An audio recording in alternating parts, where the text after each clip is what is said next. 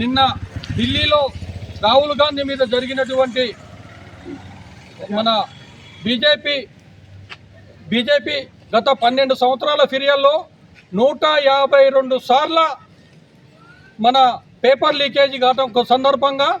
నిరుద్యోగుల తరపున రాహుల్ గాంధీ గారు ఢిల్లీలో జంతర్ మంతర్ దగ్గర ధర్నా చేసే కార్యక్రమంలో నియంకృతంగా బీజేపీ వాళ్ళు మన మిలిటరీ వాళ్ళు కానివ్వండి, పోలీసు వాళ్ళు కానివ్వండి, టోటల్గా వచ్చి రాహుల్ గాంధీ గారిని అరెస్టు చేసిన సందర్భంగా ఈరోజు మా కాంగ్రెస్ పార్టీ ఉత్తమ్ పద్మావతి రెడ్డి గారి ఆదేశాల మేరకు, కీసర సంతోష్ రెడ్డి గారి ఆదేశాల మేరకు మోతే మండలంలో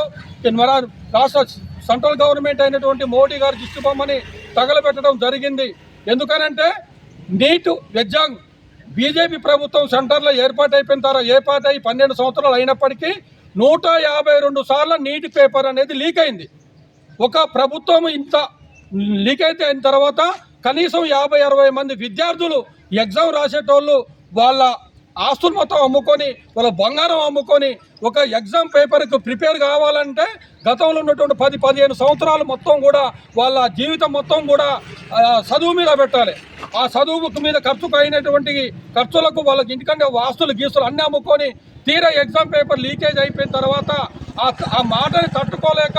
విద్యార్థులు కనీసం ఒక 60-70 మంది విద్యార్థులు చనిపోవడం జరిగింది. ఇది కేవలం కేంద్ర ప్రభుత్వం అటువంటి నిర్లక్ష్య ధోరణికి నిరసనగా నిన్న రాహుల్ గాంధీ గారు చేసిన ధర్నాకు అరెస్టు చేసిన సందర్భంగా ఈరోజు మోతే మండలంలో కాంగ్రెస్ పార్టీ తరఫున మన మాజీ జడ్పీటీసీరావు గారు పుల్లారావు అయితుంది, మన యూత్ పార్టీ అయితుంది, వివిధ సర్పంచులు, మా జిల్లా ఉపాధ్యక్షులు, కార్యకర్తలు, రైతులు అందరి సమక్షంలో ఈ మోడీ గారి దిష్టిబొమ్మ కాలబెట్టడం జరిగింది.